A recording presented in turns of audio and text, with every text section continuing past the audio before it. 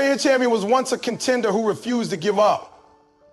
Winning doesn't start in the arena. It starts in your mind, your habits, and how you attack each day. To win in life, you must first win the day. Mastering your morning, the foundation of winning the day. The way you start your morning determines the trajectory of your entire day. If you wake up rushed, distracted, or reactive, you're already playing catch up, letting external forces dictate your energy, focus, and mindset. But when you take control of your morning, you take control of your life. This isn't just motivational fluff. It's a principle practiced by high achievers across every field. Olympic athletes, CEOs, artists, and world changers don't leave their mornings to chance. They design them with intention because they understand that the first hours after waking set the tone for everything that follows. Think about it. When you wake up and immediately grab your phone, what happens? You're bombarded with emails, social media updates, news, other people's agendas. Before you've even had a chance to think for yourself, you've handed over your mental real estate to the outside world. Instead of starting the day with clarity, you start with clutter. But when you reverse that, when you protect those first precious moments for yourself, you create a foundation of strength, focus, and purpose. So what does a winning morning look like? It begins the night before. You can't expect to jump out of bed energized if you went to sleep late, scrolling on your phone until your eyes burn. High performers prioritize sleep because they know rest isn't a luxury, it's fuel. When you're well rested, your willpower, creativity, and decision-making are sharper. The first step to mastering your morning is respecting your sleep. Then, when that alarm goes off, you don't hit snooze. Snoozing trains your brain to resist discipline, to choose comfort over growth. Instead, you rise immediately. You might not feel like it at first, but that's the point. Winning the day starts with winning the battle against your own excuses. The moment your feet hit the floor, you've already claimed your first victory. From there, it's about filling your morning with activities that nourish your mind, body, and spirit. For some, that means meditation or prayer, quieting the noise and connecting with something greater than themselves. For others, it's movement, stretching, running, lifting weights. Exercise doesn't strengthen your body, it sharpens your mind and floods your system with endorphins, setting a positive tone for the day.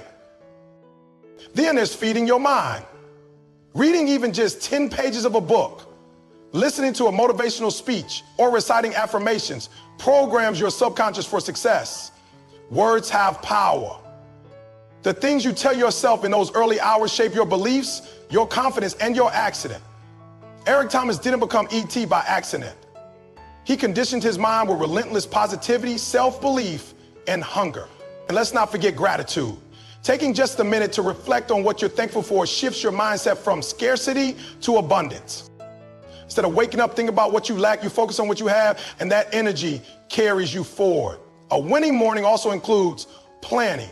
Before the chaos of the day begins, take 5 minutes to review your goals and priorities. What are the top 3 things you must accomplish today to feel like you've won?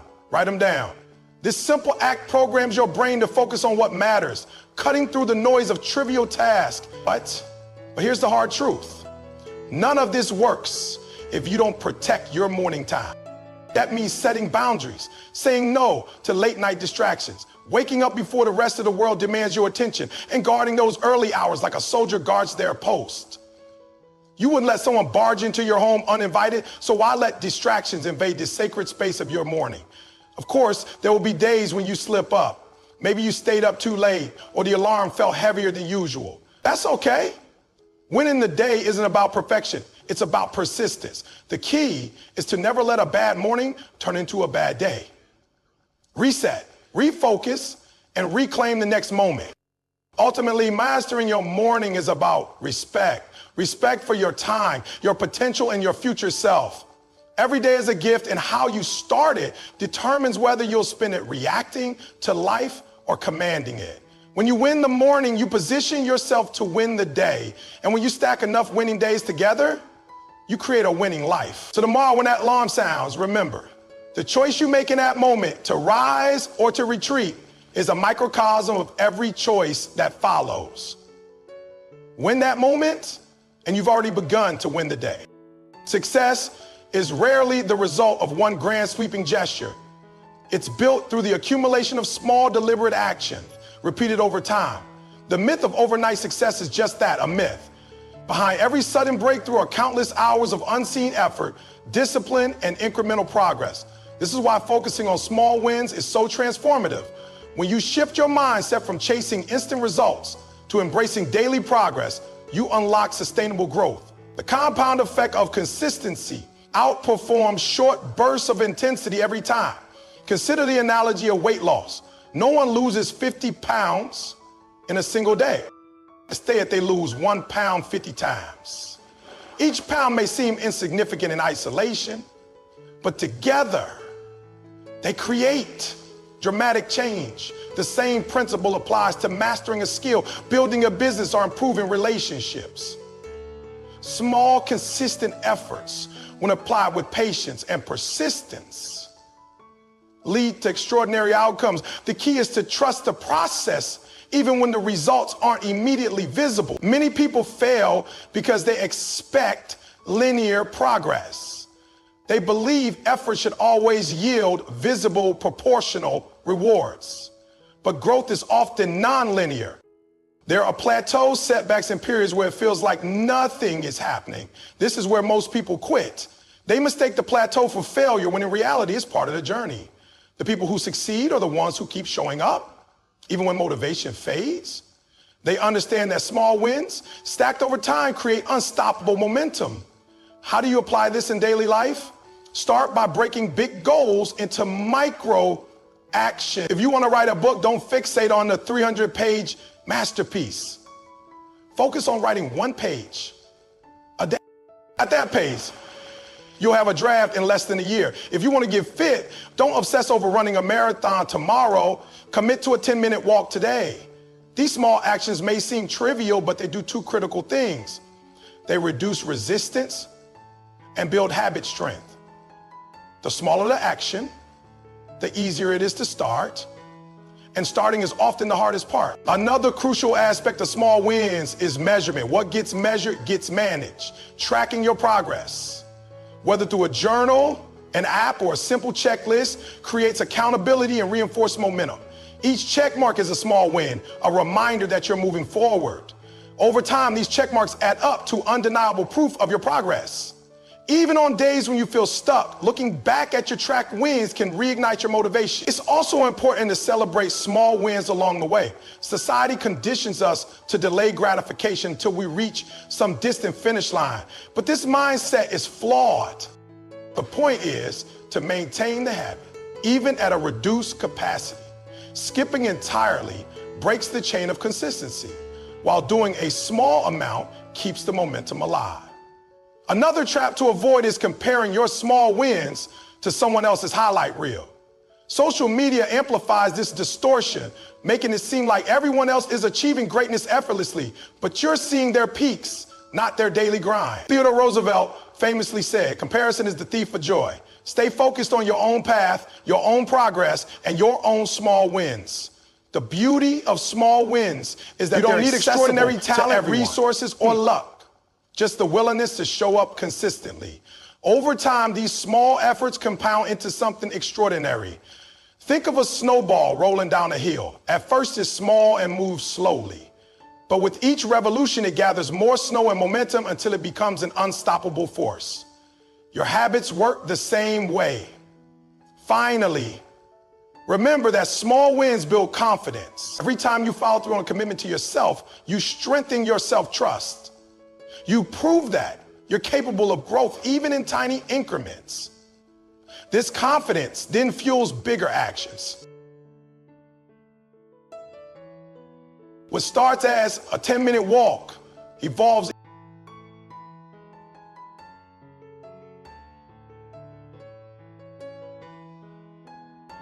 into a 5K, then a 10K, then a marathon. The person who couldn't run a mile becomes someone who can't imagine life without running. In a world obsessed with instant results, the discipline of small wins is a superpower. It's the quiet, steady force that turns ordinary people into extraordinary achievers. So instead of asking, how can I achieve my goal as fast as possible? Ask, what small step can I take today? Trust the process, celebrate the little victories, and let time work its magic. The day will come when you look back and realize those small wins were the building blocks of your success. The journey of 1,000 miles begins with a single step, but it continues with thousands more. Keep taking them. Talent is overrated. It might get you noticed, but it won't keep you at the top. The world is full of naturally gifted people who never reach their potential because they relied on ability alone, while others with less innate talent surpassed them through sheer work ethic. This isn't just an observation. It's a pattern seen across every competitive field. The difference between good and great isn't genetics or luck. It's the willingness to outwork everyone, including yourself. Behind their achievements, think about the most successful people you admire, sacrifice, and perseverance. Kobe Bryant didn't become an NBA legend by coasting on talent. He was infamous for his Mamba mentality, training before sunrise and long after his teammates left. J.K. Rowling didn't write Harry Potter in one inspired burst. She worked on it relentlessly, even through rejection and poverty. Eric Thomas didn't go from homelessness to motivational icon by waiting for opportunities. He created them through hustle. The common thread? They all understood that potential means nothing without the work to unlock it. This raises a critical question. Are you working as hard as you could be, or are you settling for good enough? Most people operate at about 40% of their true capacity. They do what's required, maybe even a little extra, but they stop when things get uncomfortable. That's why the bar for success is lower than you think. Simply by pushing beyond average effort, you can surpass the majority. But to reach exceptional, you must embrace discomfort as your new normal. The concept of outworking isn't just about logging more hours. It's about maximizing the quality of those hours. Two people can spend the same amount of time on a task, but one achieves exponentially better results because they're fully engaged. This is the difference between practice and deliberate practice. Deliberate practice involves focused, goal-driven effort with constant self-correction. It's not mindless repetition. It's intentional improvement. A musician playing the same song for hours isn't necessarily improving. But a musician dissecting each measure, isolating weaknesses and drilling them until they're mastered, that's how greatness is built. One of the biggest traps high potential people fall into is relying on praise. If you've been told you're talented your whole life, you might subconsciously avoid challenges that could disprove that label. This creates a fixed mindset, the belief that ability is static. In contrast, a growth mindset thrives on challenge because it views skills as developable. The moment you believe you're naturally good at something is the moment you stop growing. True competitors don't care about protecting their image. They care about progress. It wouldn't look foolish in the short term if it means getting better in the long term. This is why work ethic beats. There's someone right now with half your natural ability who's outworking you, and they'll eventually outperform you unless you shift gears. The good news? Effort is the one variable you completely control. You can't choose your genetics, your upbringing, or lucky breaks, but you can choose to grind when others quit. That's an unfair advantage in a world where most people are looking for shortcuts. To outwork your potential, you must first redefine your limits. Humans are capable of far more than we realize, but we're conditioned to stop at the first sign of resistance. Physical endurance provides a clear example. When runners hit the wall, their brain signals exhaustion long before their body is actually depleted. It's a survival mechanism, not a true limit. The same applies mentally. That feeling of I can't go on is often just a starting line for growth. Navy SEALs have a saying, when your mind is telling you you're done, you're really only 40% done. Pushing past that 40% point is where transformation happens. Of course, sustained effort requires fuel. You can't pour from an empty cup. That's why top performers prioritize recovery as seriously as they do work. Sleep, nutrition, and mental health aren't luxuries. They're performance enhancers. The grind at all costs mentality backfires because burnout destroys consistency. External competition can motivate, but internal competition, the drive to be better today than you were yesterday, is what sustains long-term growth. Keep a personal best mindset. Whether it's lifting heavier weights, making more sales calls, or shaving seconds off your runtime. Small self-improvements compound into massive gains. There will inevitably be naysayers, people who call your dedication extreme or unnecessary. They'll say you're missing out on life by working so hard. But here's the truth.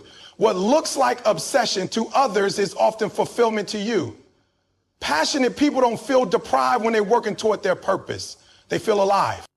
The real misery comes from not pursuing your potential, from wondering what if years later. Financial expert Warren Buffett says, the chains of habit are too light to be felt until they're too heavy to be broken. This applies to work ethic too. The habit of consistent effort, once ingrained, becomes second nature. What once felt like grinding eventually feels like living. That's when you know you've rewired yourself. Ultimately, outworking your potential comes down to ownership. No one is coming to hand you success. No coach, teacher, or mentor can want it more than you do. The moment you take full responsibility for your growth, your setbacks, and your daily choices is the moment you unlock a next level performance. So audit your effort. Are you coasting on talent? Are you working as hard as someone with half your advantages would? Remember, potential is a starting point, not a destination. The world is run by those who show up day after day, year after year, long after the talented have gone home. Be that person. Because when talent sleeps, hard work wakes up and wins. The modern world is waging a silent war against your attention. Every ping, notification, and trending topic is meticulously engineered to hijack your focus. Social media platforms employ teams of neuroscientists to make their apps addictive. News outlets thrive on sensationalism designed to trigger emotional reactions. Even well-meaning friends and family can become unwitting accomplices in derailing your productivity with quick requests that snowball into hours of lost time. In this environment, the ability to eliminate distractions isn't just helpful, it's a superpower that separates achieved from the perpetually scattered. Distractions come in two forms, external and internal. External distractions are the obvious ones, your phone buzzing, coworkers stopping by your desk, the television blaring in the background. These are relatively easy to identify, but require deliberate systems to overcome. Internal distractions are more insidious. The wandering thoughts, the self-doubt, the sudden urge to reorganize your desk when you should be working on that important project. Both types are equally destructive to deep work, that state of flow where real progress happens. The first step in reclaiming your focus is conducting an honest audit of your daily interruptions. For 1 week, carry a notebook and jot down every time something pulls you away from meaningful work. You'll likely discover patterns, certain times of day when you're vulnerable, specific apps that consume disproportionate attention, or emotional states that make you more susceptible to diversion. This awareness alone can be transformative. Most people don't realize how often they're interrupted because they've normalized the chaos. Armed with this knowledge, you can begin creating distraction-free zones in your life. Start with your physical environment. Research shows that simply having your phone visible, even if it's face down, reduces cognitive capacity. Your brain expends energy resisting the temptation to check it. The solution, when focus is critical, put your phone in another room. Use website blockers to prevent mindless scrolling during work hours. Create a workspace that signals to others and yourself that you're not to be disturbed. Whether that's a closed door, noise-canceling headphones, or a physical do not disturb sign, time management is equally crucial. The myth of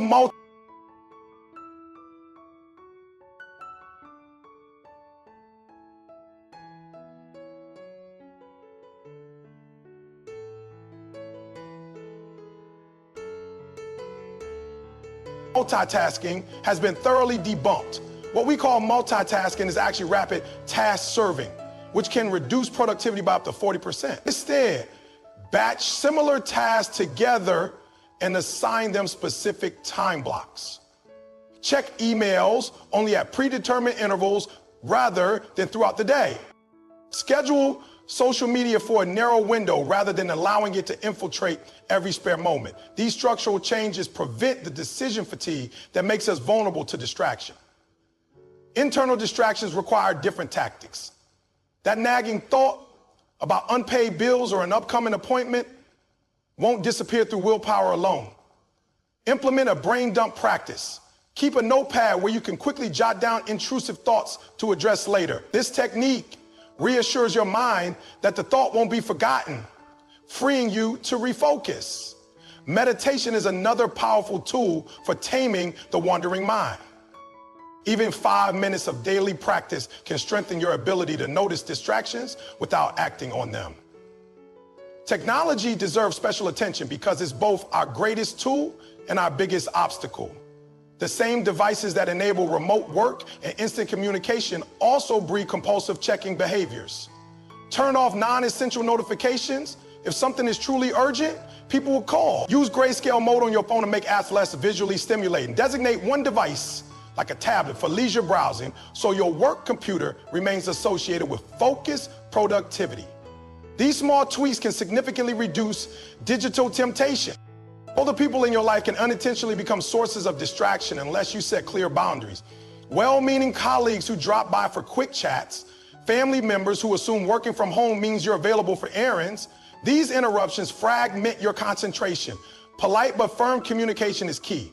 Try phrases like, "I'd love to help. Can we schedule a time later today?" Or, "I'm in the middle of something important. Can I get back to you at 3 p.m.? Most people will respect your time if you demonstrate that you respect it first. Your energy levels also play a significant role in susceptibility to distractions. Willpower is a finite resource that depletes throughout the day.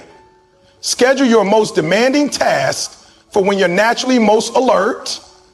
For many people, this is morning. Save routine tasks for your lower energy periods. Proper nutrition, hydration, and regular movement breaks also help maintain mental clarity. That meta-active urge to scroll mindlessly often signals fatigue rather than actual interest in your phone's content. Perhaps the most overlooked aspect of focus is its emotional component. We often allow distractions because the work feels uncomfortable, it's challenging, uncertain, or stirs up insecurities. Checking email or cleaning your workspace provides the illusion of productivity while helping you avoid the real work. Recognize this avoidance for what it is and develop strategies to push through. Set a timer for 25 minutes of uninterrupted work, followed by a 5-minute break, the Pomodoro technique. Often, starting is the hardest part. Once engaged, focus becomes easier. The rewards of eliminating distractions extend far beyond productivity. Deep focus is where creativity flourishes, where complex problems find solutions, and where true mastery develops. Newport author D. Work argues that the ability to concentrate without distraction is becoming increasingly rare and therefore increasingly valuable in our economy. Those who cultivate this skill will outperform their scattered peers, not by working more hours, but by making each hour count. Implementing these changes won't be easy at first. You'll feel withdrawal from constant stimulation, and your mind will rebel against the unfamiliar stillness. But with consistent practice, you'll retrain your brain to crave focus rather than flee from it. You'll discover that what initially felt like deprivation, missing out on the latest viral trend or group chat, was actually liberation. The time and mental space you reclaim become the foundation for achieving what truly matters to you. In a culture that glorifies busyness while discouraging depth, choosing focus is revolutionary. It's a quiet rebellion against the forces trying to commodify your attention. When you eliminate distractions, you're not just optimizing your schedule, you're reclaiming your mind, your potential, and ultimately your life. The path to extraordinary results isn't about doing more things. It's about doing fewer things better. And that begins with guarding your attention like the precious resource it is. Because in the end, where your attention goes, your life follows. Distractions don't just steal your time, they steal your future. The choice is yours. Will you continue to let the world dictate where your focus goes?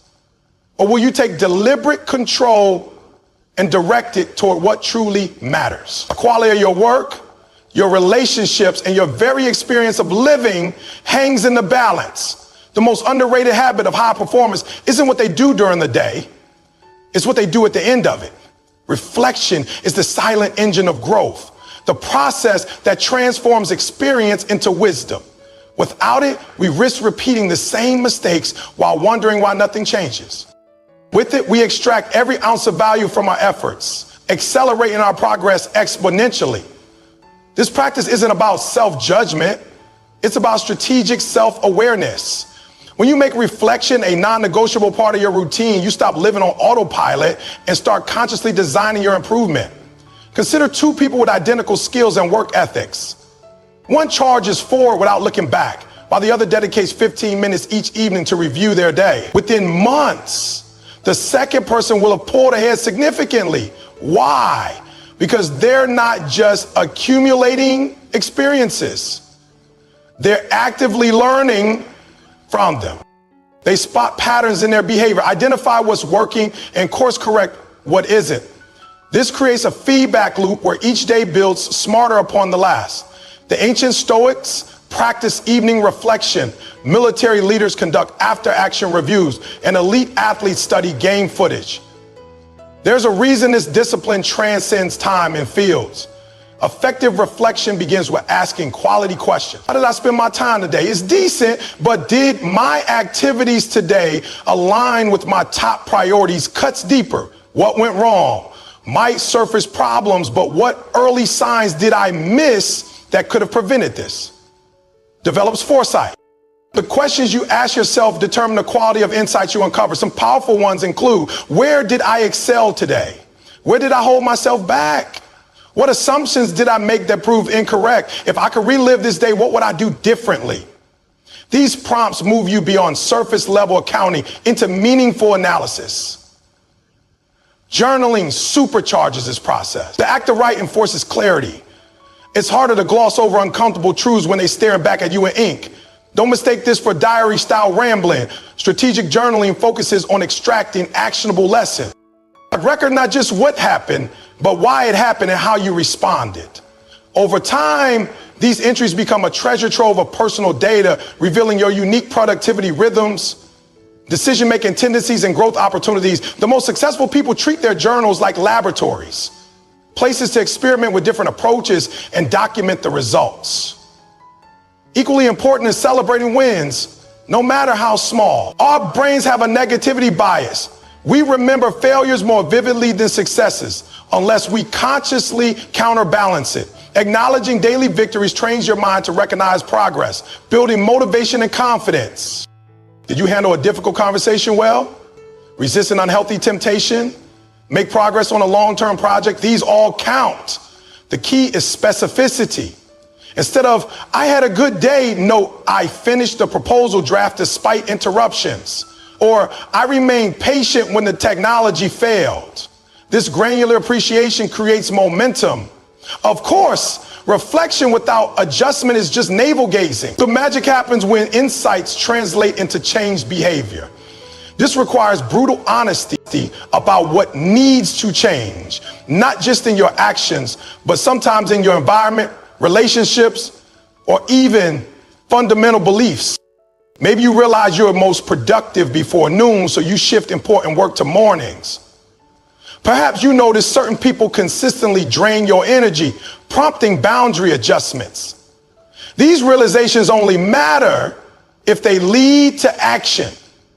That's why the reflection process should always end with planning the next day's priorities based on what you've learned. Technology can enhance this practice when used intentionally. Apps that track time usage provide objective data to compare against your subjective experience. You might feel you worked solidly on a project only to discover you actually spent just 90 minutes of focused time across 8 hours.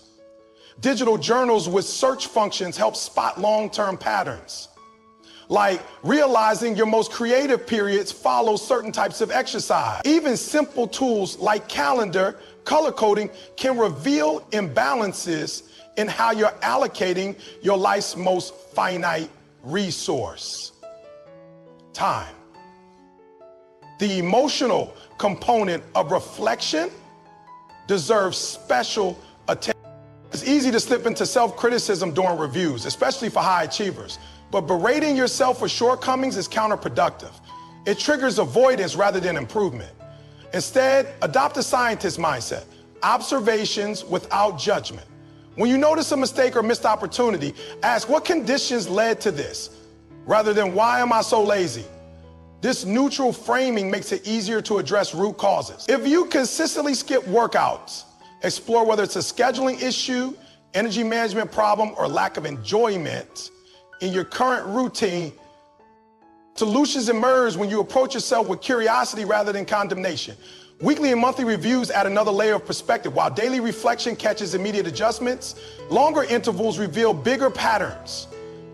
Set aside time each week to examine your journal entries for recurring themes.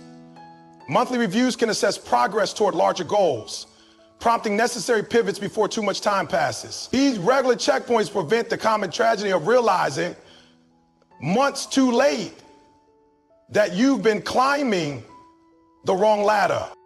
The benefits of this practice compound dramatically over time. At first, you might notice simple productivity hacks, that you work better after a morning walk, or that social media browsing makes you anxious rather than relaxed.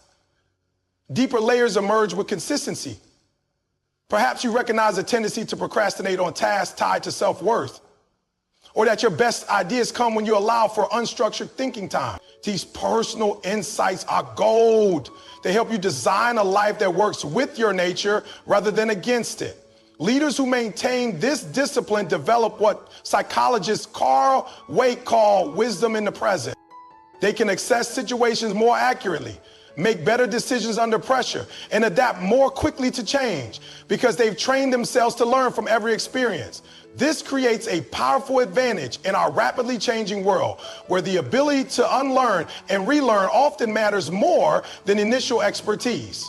Implementing this practice requires overcoming two main obstacles. First is the illusion of busyness, the belief that you don't have time to pause when in reality, you can't afford not to. Even 5 minutes of reflection yields benefits disproportionate to the time invested. Second is discomfort with self-examination.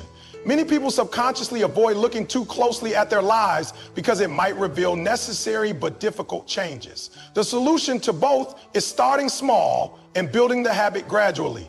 Ultimately, daily reflection is how you take authorship of your life rather than remaining a passive character in it. Each evening's review is a quiet revolution against the forces that would have you sleepwalk through your day. Consistently reflect and adjust. You stop being at the mercy of circumstances and start creating your circumstances.